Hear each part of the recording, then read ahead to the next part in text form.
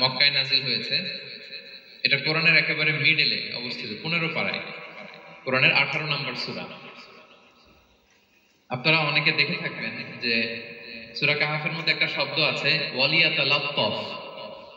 যারা কোরআন পড়েছেন দেখে থাকবেন, না দেখলে আজকে বাসায় যে দেখবেন একটা শব্দ আছে ওয়ালিয়াতালাত্তাফ। দেখবেন কোরআনের মধ্যে এই শব্দটা বোল্ড করা, মোটা কালি দিয়ে লেখা, বোল্ড।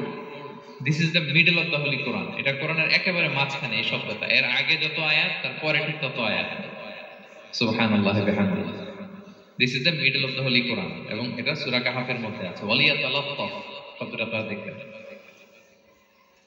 এবং এই সূরাটা নবুয়তির ৫ম বৎসরে নাজিল হয়েছিল, আবিসিনিয়াতে, হিজরতের পূর্বে। তখন সাহাবীদের উপর, নমুসলিম সাহাবাদের উপর কঠিন অত্যাচার চলতেছিল, ভয়ঙ্কর ধরনের অত্যাচার। তো এই সূরাটা নাজিল করে আল্লাহ তাআলা আমাদেরকে সান্ত্বনা দিলেন এবং বুঝাতে চাইলেন এই অত্যাচার, এই জুলুমের শিকার শুধু তোমরাই হচ্ছ না, এর আগেও হয়েছে অনেকে। 7 জন যুবক ছিল রোমান সাম্রাজ্যে, তারা তাদের ঈমান বাঁচানোর জন্য এরকম কষ্টের শিকার হয়েছিল এবং তারা যে স্বপ্ন দেখেছিল সেই স্বপ্ন আল্লাহ তাআলা বাস্তবায়ন করেছেন। তো এই ঘটনাগুলো শুনিয়ে বেসিক্যালি মক্কার যে নও-মুসলিম সাহাবারা, তাদেরকে আল্লাহ তাআলা সান্ত্বনা দিচ্ছিলেন যে ফ্রাস্ট্রেটেড হওয়ার কিছু নেই। ওয়ালা তাহিনু ওয়ালা তাহজানু ওয়া আনতুমুল আ'লাউনা ইন কুনতুম মুমিনিন। হতাশ হবে না, চিন্তিত হবে না, বিজয় তোমাদেরই হবে যদি তোমরা মুমিন হও, যদি তোমরা বিশ্বাসী হও, তোমাদের ঈমানের দাবিতে যদি তোমরা সত্যবাদী হও। এই সূরাটা নাজিলের একটা প্রেক্ষাপট আছে। মক্কার কুরাইশরা কোনোভাবেই যখন রাসূল সাল্লাল্লাহু আলাইহি ওয়াসাল্লামকে দমাতে পারছিল না, তখন তারা প্ল্যান করলো যে আমরা মদিনাতে যে মদিনার ইহুদিদের কাছ থেকে কিছু জেনে আসি। কারণ মক্কাবাসীদের নবী, রাসূল, ওহী, আখিরাত এগুলোর ব্যাপারে কোনো ধারণা ছিল না। তো ফলে তারা কুরাইশরা নজর ইবনে হারিস এবং উকবা ইবনে আবি মুঈদ এই দুইজনকে পাঠালো, তোমরা মদিনায় যাও, মদিনায় ইহুদিরা থাকে, ইহুদিদের কাছে তাওরাত নাজিল হয়েছিল। They have idea regarding prophets and akhirat. আখিরাত কি, নবী কি, এগুলোর আইডিয়া তাদের আছে। তো তাদের দুইজনকে পাঠালো যে তোমরা যে তাদের জিজ্ঞেস করো যে আমাদের জ্ঞাতি ভাইদের মধ্যে থেকে একজন তো নবী দাবি করে, সে কি আসলেই নবী কিনা, আমরা কিভাবে বুঝবো?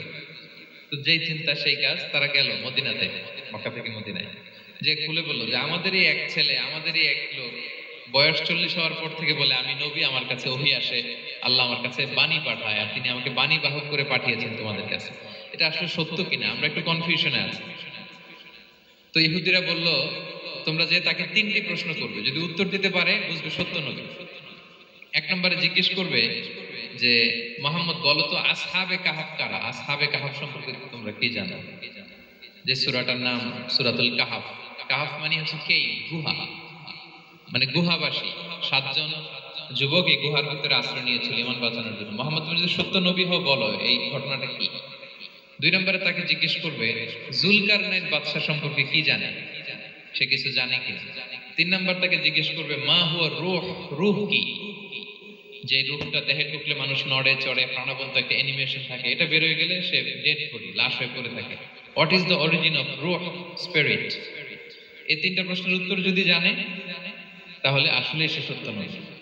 তারা এসে জিজ্ঞেস করলো মুহাম্মদ বলো আসহাবে কাহাফ কারা, বলো জুলকারনাইন কে, বলো রূহ কি। এই 3টা প্রশ্নের উত্তর যদি করতে পারো তাহলে বুঝবে তুমি সত্য নবী।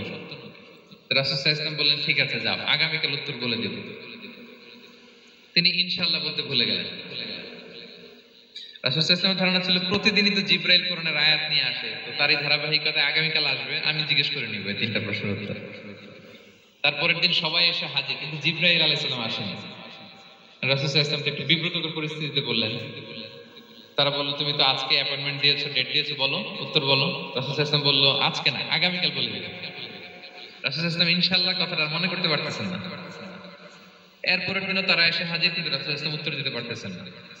তারপরের দিন এভাবে পিছাচ্ছেন রাসূল সাল্লাল্লাহু আলাইহি ওয়াসাল্লাম, ডেট দিচ্ছেন না। এভাবে 1 দিন 2 দিন 3 দিন না, 15 দিন।